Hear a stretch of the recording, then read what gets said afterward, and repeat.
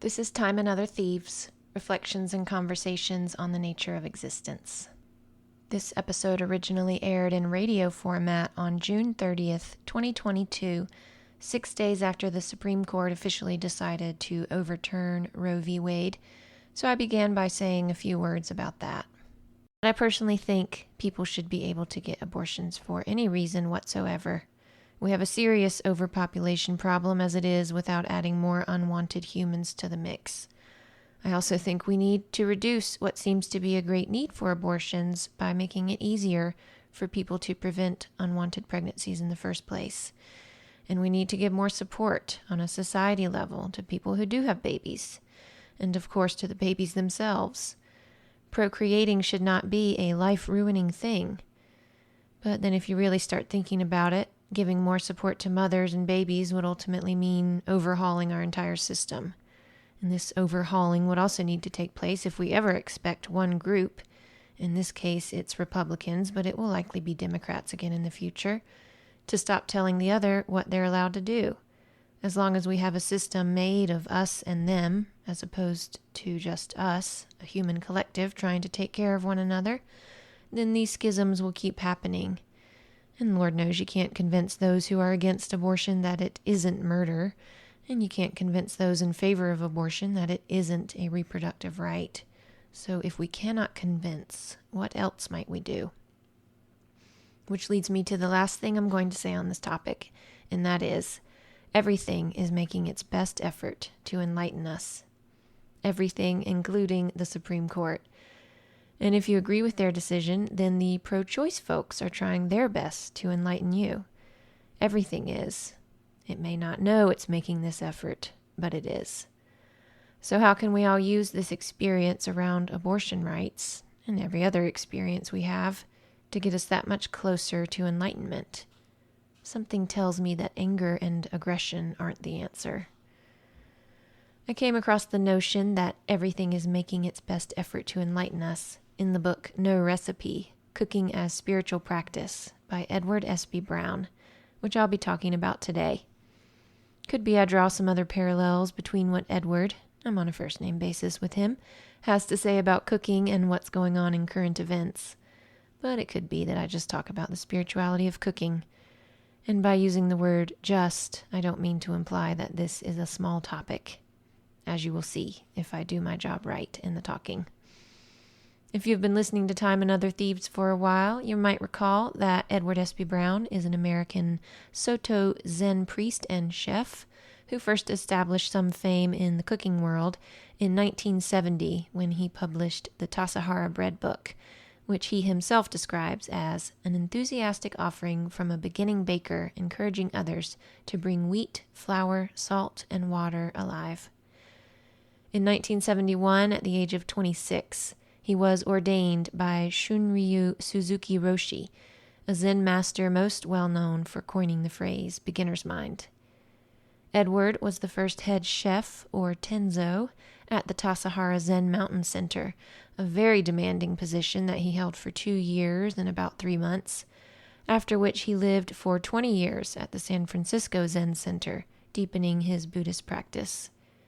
He also helped found Green's Restaurant and worked there for 4.5 years as a busboy, waiter, cashier, host, wine buyer, and manager. He went on to earn a living by teaching cooking classes and publishing the occasional book.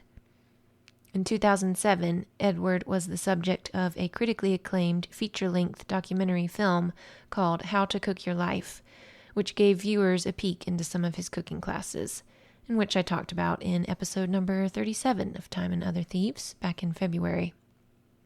For me, that film is the ultimate movie version of comfort food. Upon first watching it in 2013 or thereabouts, I was instantly enamored with Edward Espe Brown, his wisdom, authenticity, and fabulous sense of humor, and I've watched it many times since. As I write this, Edward is leading a session in Pureg, Austria. That's Sesshin, an intensive week-long meditation retreat, which in this case includes Qigong. And from there, he'll go to Eisenbuch, Germany to teach a 5-day How to Cook Your Life class, having already taught 2 such classes this summer in Felsentor, Switzerland, and Schiebs, Austria. I know this because it's on the calendar page of his website, peacefulseasangha.org, which I visit every now and then to remind myself when Edward will be back in the States, because at that point I will check to see if he's offering his morning Dharma talks and meditations again via Zoom, which he stopped doing back in May when his travels began. I began attending those talks and meditations in February after making that first episode about him, which was also about Zen Master Dogen, who sometime in the 13th century wrote the Tenzo Kyokun, or Instructions for the Zen Cook, which features prominently in the film How to Cook Your Life, and in the book by the same title, which is Kosho Uchiyama Roshi's 20th century translation of the Tenzo Kyokun, along with his commentary on that ancient text, which I also talked about in that episode back in February. Anyway, in the process of making that episode, I discovered Edward's website, where I ordered a Japanese vegetable knife, also featured prominently in the film, for $60, worth every penny. The first thing I cut with it was a carrot, and compared to the other knife I'd been using, that carrot may as well have been softened butter. And I bought Edward's 2018 book, No Recipe. To order these items, I had to email Edward directly, and he himself put the package in the mail, complete with a postcard bearing an image of the Buddha, or at least a Buddha-like figure in statue form, on the front, a photograph that he himself took entitled Larger Hearted, and on the back he'd written, "Sarah, thank you for your interest. You'll see, it's a good book. Warm wishes. With the knife, important, in all caps. Cut only what can be cut. No bones, coconuts, branches, tough winter squash skins. Core steel very sharp, also brittle. All the best, Edward." He also inscribed the title page of the book with the words, "For Sarah, no one can take your place. Your offering source and sustenance. Blessings, Edward."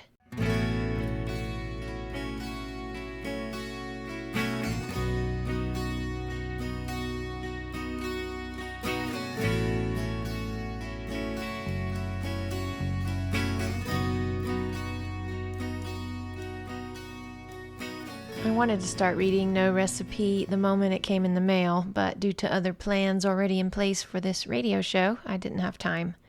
I could, however, attend a good number of the morning talks and meditations Edward offered via Zoom, which I also found out about on his website, and so I started doing that. I remember the exact date, February 22nd, because it was all 2s, 2/22/22. Every Sunday through Thursday, starting at 10 a.m., 7 a.m. California time, which is where Edward was, in Philo, to be precise, at an intentional community of sorts called The Land.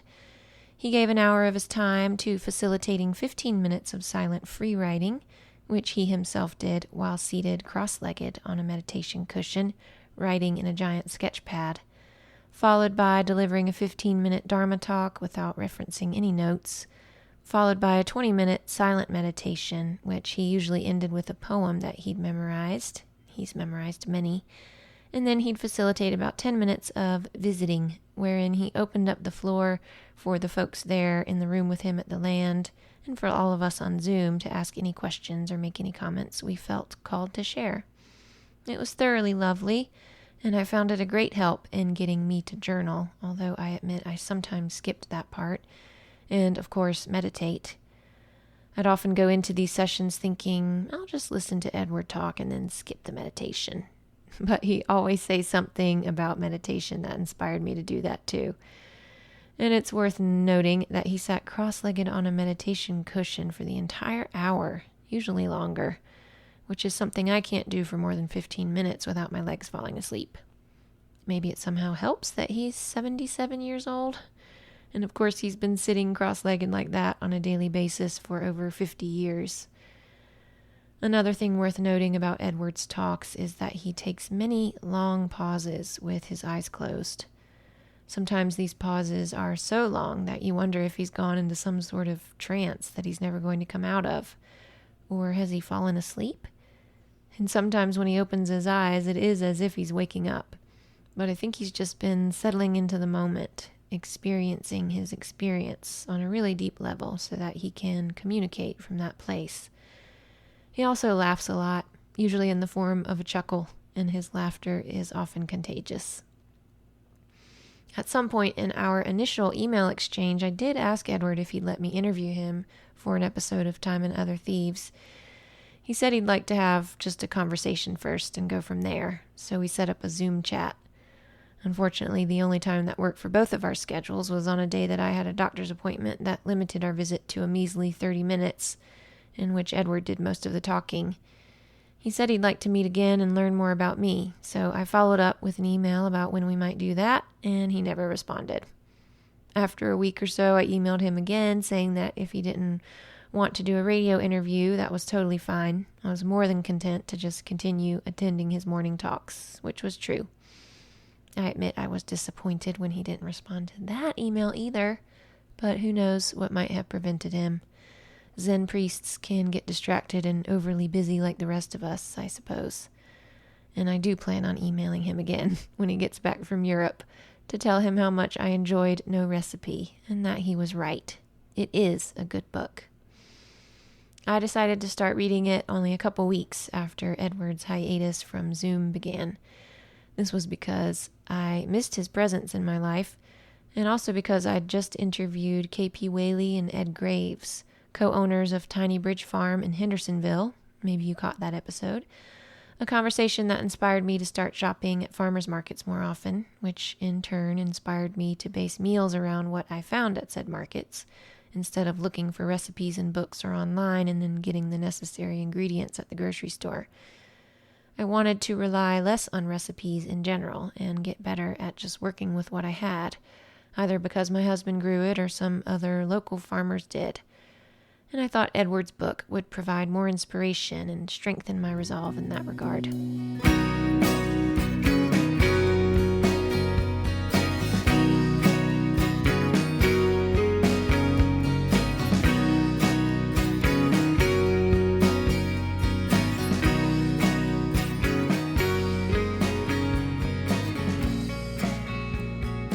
No Recipe, as its title suggests, does not contain any recipes.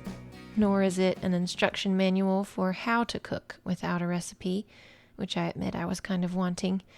But Edward's whole point is that people should practice finding their own way of doing things, both in the kitchen and everywhere else.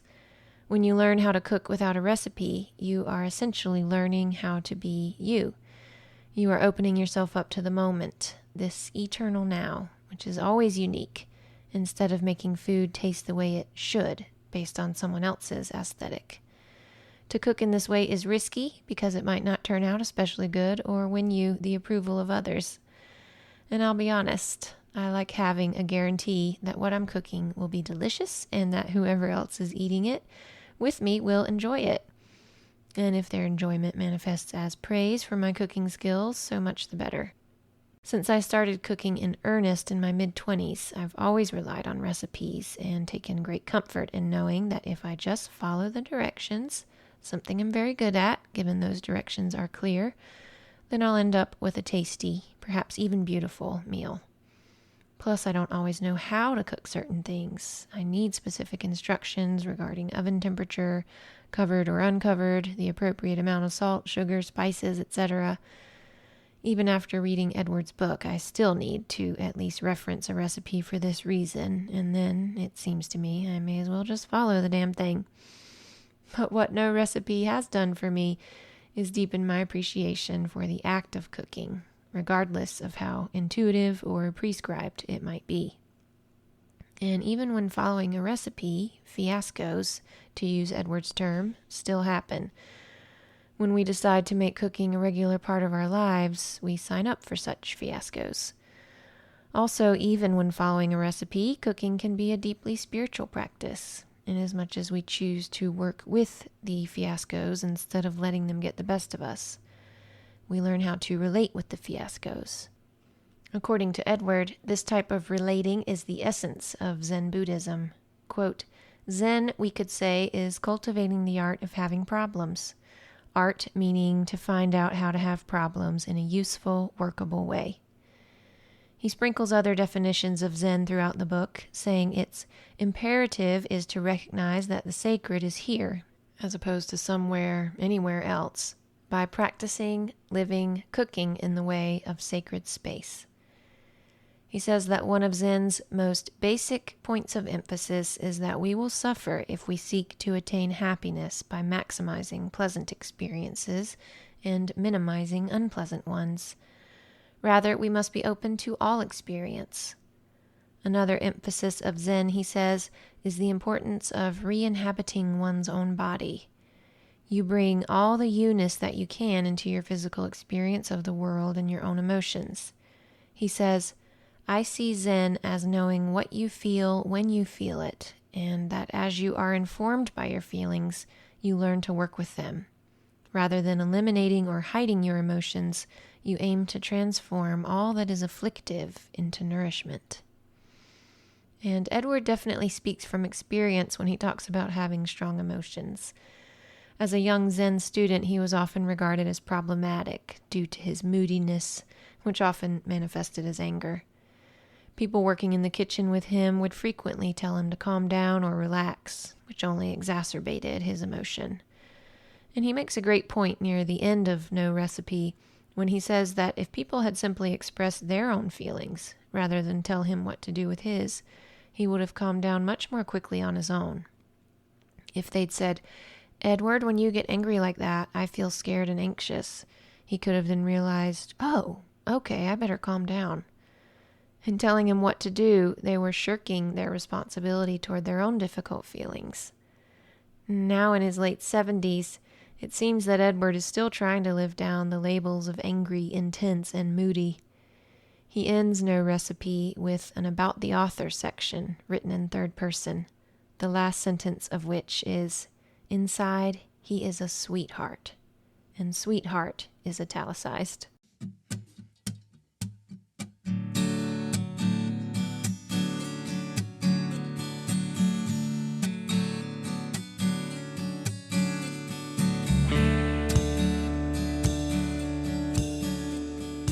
As I mentioned in the last 2 episodes of Time and Other Thieves, Edward was the one who ultimately inspired me to read Wendell Berry, as he referenced Berry's book, The Unsettling of America, in one of his Dharma talks. If you listened to either of those last 2 episodes, you might recall the repeated emphasis that Berry puts on work, specifically on handwork or manual labor. It makes perfect sense that his words would resonate with Edward in this regard, as this reverence for the humanizing power of work illuminates almost every page of No Recipe, a book that is itself the fruit of much intense labor. In the acknowledgments section, which at a little over 5 pages is the longest such section I've ever seen in any book, he says, "The writing of this book has possibly been the most challenging project I have ever undertaken, as somehow it necessitated surfacing ancient disappointment, shame, fear, terror, and dread. The work of becoming a mature grown-up continues." And indeed, becoming a mature grown-up requires that we do work in the world, and that world could be one's own kitchen. Maturity isn't merely a matter of saying, I'm going to be a grown-up now, but the result of working on other things. As Edward says, quoting his teacher, Suzuki Roshi, when you work on food, you're working on yourself. And of course we can extrapolate and say that when you work on anything, you're working on yourself, because everything is in anything.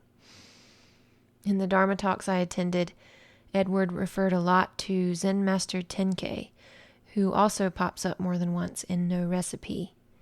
Tenkei advised, "See with your eyes, smell with your nose, taste with your tongue. Nothing in the universe is hidden. What else would you have me say?" Edward expounds on this notion in his book, explaining that nothing in the universe is hidden means, among other things, that it's no secret that money and accomplishments may not bring you love or the feeling of preciousness inside that you have been searching for. It's no secret that when you focus on one thing, everything is included. What you've been searching for is everywhere, and does not depend on your performance, but on your willingness to receive the treasure that cannot be earned. End quote. And when working on things, as Edward and Suzuki Roshi say, this does not mean we are making things do what we want per se. Rather, we are bringing out their full potential to the best of our ability, thereby bringing out our own full potential in this particular moment. What you've been searching for is everywhere and does not depend on your performance, but on your willingness to receive the treasure that cannot be earned. This present moment, in all its aliveness, is that treasure. It cannot be earned because it's always already here with each of us, for each of us. We are it. Keeping this in mind, I'm better able to appreciate the story Edward includes about Zen Master Dogen than a young man new to cooking for large groups of people and not sure about all the hard work it entailed. One day Dogen saw a very old Tenzo, head cook at a monastery, slaving away over some mushrooms in the hot sun, and he asked the elder, "Why not have someone else do this?" And the elder replied, "Because someone else is not me." Dogen asked, "Why not do it another time, when maybe it's not so hot out?" The Tenzo said, "Because that would not be now." I'm sure Edward has this anecdote in mind when he says, "No one can take your place." Nor can anything be done at any time but right now. Therefore, when we are fully engaged in doing things, we are connecting with now. Edward quotes Suzuki Roshi again in an epigraph to one of the chapters in No Recipe. This idea also relates to the notion of the treasure that cannot be earned because we already have it. Roshi says, "What is ordinary is that people seek for what is extraordinary, while what is extraordinary is when people settle down in the ordinary and bring it to life." Of course, there are many ways to do this, but cooking is an especially poetic example and my personal favorite. If you are not a fan of cooking, I would first say, to each his, her, their own, and then I would ask if you've ever approached cooking as a way to actualize what is innermost. That's how Edward describes it, and any kind of sincere work. And I love it because it captures in words both what is happening for the sincere cook as she cooks, but also what is happening for the food. Alchemy all around. It really is magical what happens in the kitchen. Just as it's magical, everything that's happened to our food before we even lay hands or eyes on it. My husband Whitman has really ramped up his vegetable gardening game this year, and I have had the immense pleasure of bearing witness to food becoming food, with only the help of sunlight, water, and some basic loving attention from well-wishing humans. I like to think that helps a little anyway. I like to think that Whitman and I are akin to the angels referenced in the Talmud, bending over individual blades of grass and whispering, "Grow, grow." I've seen the glory of cabbage taking form, of prim little star-like flowers turning into peppers, and I've beheld the intelligence in sugar snap pea tendrils coiling and spiraling toward the light. I've seen many potatoes spawn from just a small piece of one. How magical is that? And how generous. And I've watched apples grow. Whitman planted corn for the first time this year, and pretty soon I'll get to see ears of it appear from out of nowhere. I am seeing through all of this that all food appears from out of nowhere, just as we do. It's all miraculous. And so if you don't like to cook, maybe you can approach it with the attitude that you'll be performing miracles with miracles as your ingredients. And you are actually one of those ingredients too. You make potato salad happen just as much as potatoes do. In No Recipe, Edward says that if people find cooking tiresome, it's probably because they're doing it in a tiresome way.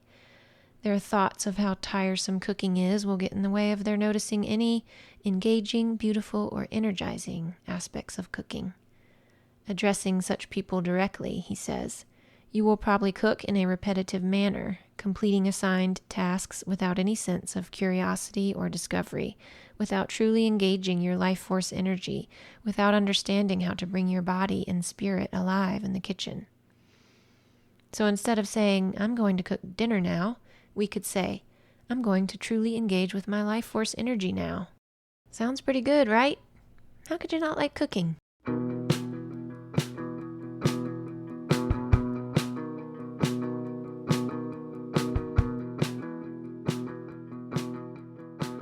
Cooking and eating obviously go hand in hand, not only in as much as we eat what we cook, but also in that we eat what we're cooking while we cook it.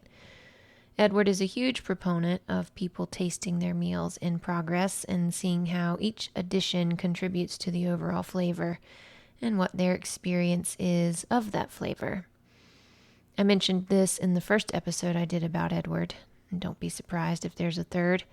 And it's worth mentioning again, how Edward often hears students in his cooking classes say, as they're tasting things at his urging, "What am I supposed to be tasting?" His answer is, taste what's in your mouth. What are you tasting? What are you tasting? Add lemon, perhaps. Now what are you tasting? Add honey. What now? He tells a sweet story about his neighbor coming to him with a kale salad that didn't taste right to her. Together they added ingredients, including ginger. I'm going to try that. And they tasted after each addition until they felt they'd brought out the best in the kale. Tasting in this way is part of what Edward calls taking care of the moment. Quote, simply take care of each moment leading to the table, giving your attention to your experience and taking action in accord with circumstances, including your own aesthetic. End quote. Tasting as we go along also means we're tapping into the body's innate wisdom, or what Edward calls the wisdom of experiencing things closely. And then, when it comes time to sit down and actually eat the meal you've made, Edward would encourage you to please enjoy your food. He says this to students on meditation retreats when it's time to break for lunch. Please enjoy your food. He is, quote, referring here to the Buddhist conception of joy, which is described as awareness resonating with or being moved by the object of awareness. In No Recipe, he mentions a student being resistant to enjoying their food because then they'd, quote, be a blimp. Edward tries to explain that we are actually less likely to overeat when we truly enjoy our food because, having such a strong connection to our joy, we'll know when it stops, when eating has ceased to feel joyful and instead feels superfluous or more like excitement or greed. In a recent trip to Denver, Colorado, my sister and I ate the best macaroni and cheese either of us had ever eaten. It was so good, so deeply enjoyable, that well after the experience of eating it, I felt grateful to have eaten it. I felt my life had been enhanced by having eaten it. Unbelievable. It was, as Edward says, an occasion for celebrating and promoting life, which he says all eating should be. Or could be, if, quote, restored to a rightful prominence central to life and living. He says it could be a sacrament. We are, after all, ingesting miracles when we eat. In his 1989 essay, The Pleasures of Eating, Wendell Berry says, eating with the fullest pleasure is perhaps the profoundest enactment of our connection with the world. In this pleasure we experience and celebrate our dependence and our gratitude, for we are living from mystery, from creatures we did not make and powers we cannot comprehend.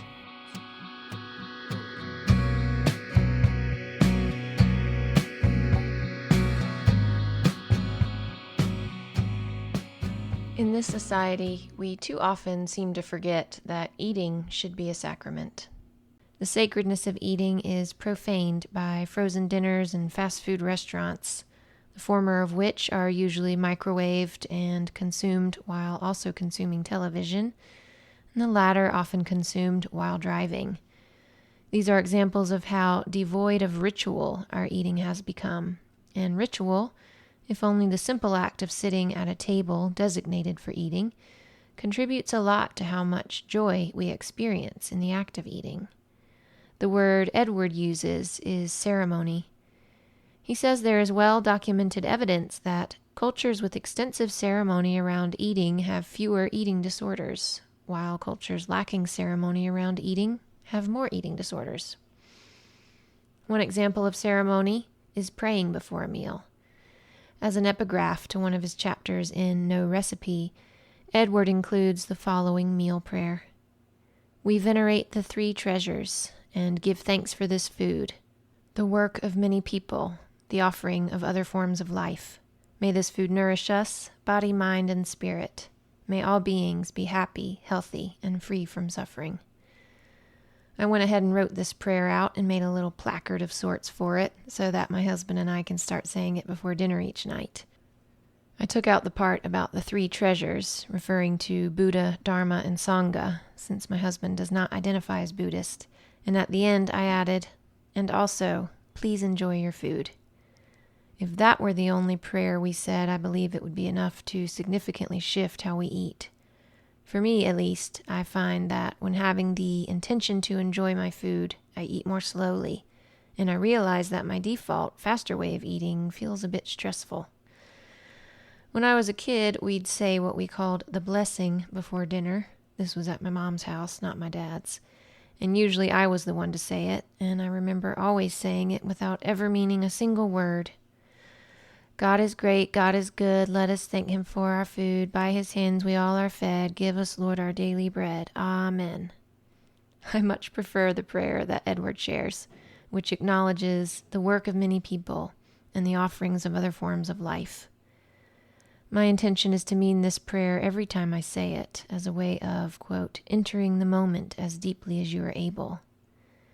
Edward says that ceremony like this is something that we do as practice, as a way of structuring our awareness to be awake and aware, to be alert, knowing that without our conscious focus, we could find ourselves prone to disorder, to being swept away. Prior to eating, the act of cooking can be approached as its own kind of ceremony, and after eating, the act of cleaning up, doing the dishes. I am grateful to my husband for always taking responsibility for this part of the cooking and eating process, but I also don't mind doing it myself when he's out of town or something, and I also like to clean as I cook. I don't view those tasks as separate from cooking. They are an integral part of the process. Paraphrasing Zen Master Dogen, Edward says, "Because you were looking somewhere else, you did not notice that washing your bowl is realization." Yes, yes, yes. He also talks about washing plastic baggies, which is a practice I'm devoted to as well. I let a critical mass of them build up and then wash them all at once, placing them upside down to dry on decorative bottles, wooden spoons, rubber spatulas, whatever I can find. I find this particular type of working meditation, soji in the Zen tradition, oddly satisfying. Something that would normally be thrown away is used again and again, taken care of so that it can then take care of something else and something else. Edward reflects on his time as a young Zen practitioner when he and his fellow students would question all the cleaning work that was expected of them, and how their mentors would repeatedly explain that the work of cleaning wasn't so much about keeping things clean, but about actively relating with things. Quote, touching them, tending to them, being in connection with them, not taking them for granted. When you practice caring for, tending to things, things are not just things. They are an embodiment of spirit. Yes, even those Ziploc baggies are embodiments of spirit.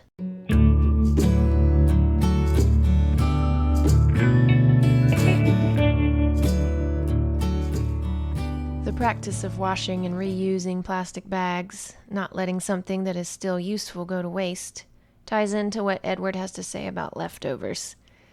He provides some pretty shocking statistics about how much food is wasted in this country, stating that an estimated 25 to 40% of the food grown, processed, and transported in the United States will never be consumed.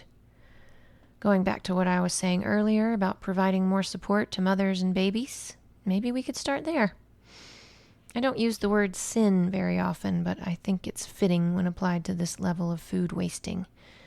If I believed in hell, I'd say that there should be a special place in it for the people and corporations who allow food to be wasted on a mass scale like that. What a disgrace. Being a cook, that is, choosing to make cooking a regular part of one's life, means making, literally, the most of what you have on hand. My best friend Courtney is the queen of this.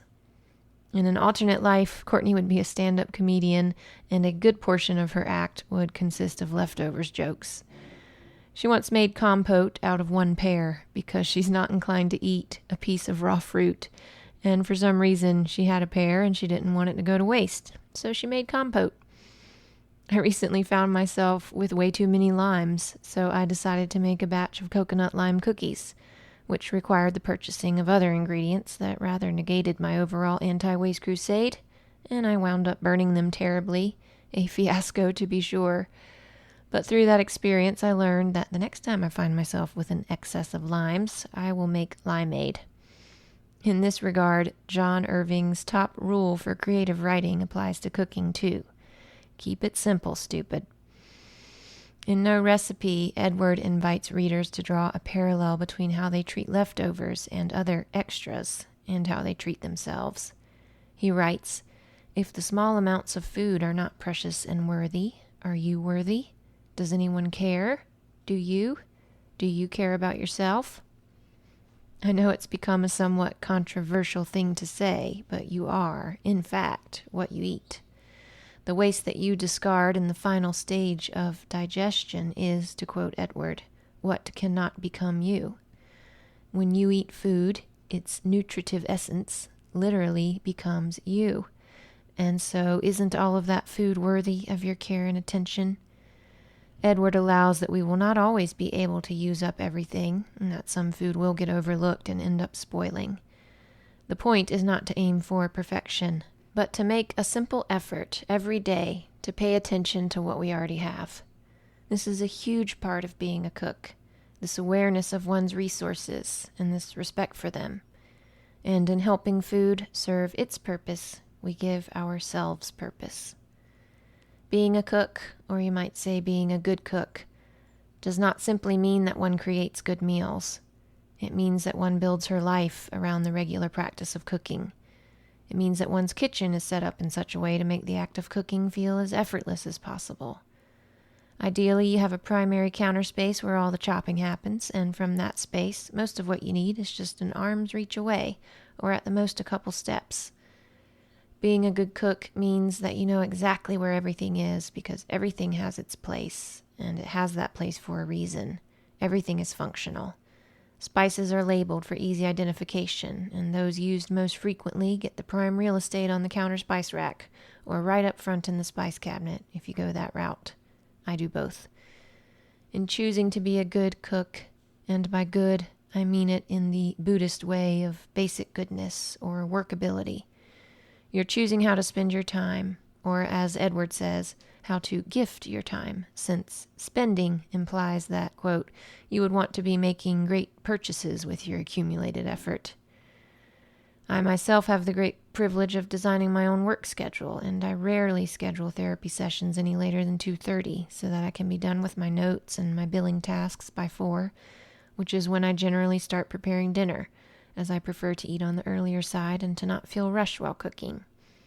I think most jobs should allow for this attention to cooking, and I'm so glad I'm not one of those people who gets off at 5 and must then drive home through traffic and throw a dinner together, already exhausted by their long work day. I'm telling you, if we prioritized people having the time and energy to cook their own meals, this world would be a much better place.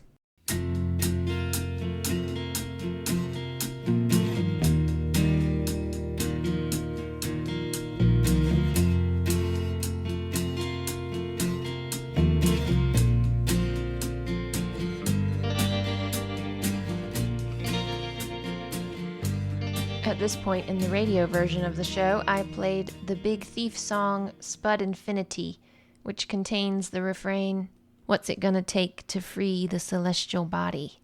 Which is a question I'm pretty much always dancing around on this show, a question I'd basically rephrase as, how do we go about being truly free in body, mind, and spirit? And obviously there isn't just one way. But I agree with Edward Espe Brown, author of the book No Recipe, Cooking as Spiritual Practice, which I've been talking about today, that throwing ourselves into an activity is one way to get free. As they say in Zen Buddhism, we must burn ourselves completely. In other words, the emptiness, or you could say boundlessness, of the self is revealed when it unites with the object of its attention, which, in the case of cooking, is food, and the tools and instruments we use in working with it. When seen as extensions of the body, we can use these tools to inhabit our bodies more fully, which is, ironically enough, how to free ourselves from what can often feel like the confines of the body. I'm consistently struck, when cooking, by what a potent opportunity it provides for cultivating this kind of somatic connection and awareness, and by how the metaphors abound.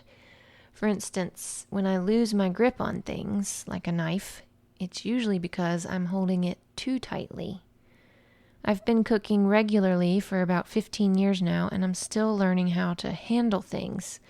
I'm still catching myself being overly aggressive with food or cooking tools, reminding myself to be gentle, to treat the ingredients, as Zen Master Dogen says in the Tenzo Kyokun, or Instructions for the Zen Cook, as if they were my own eyesight.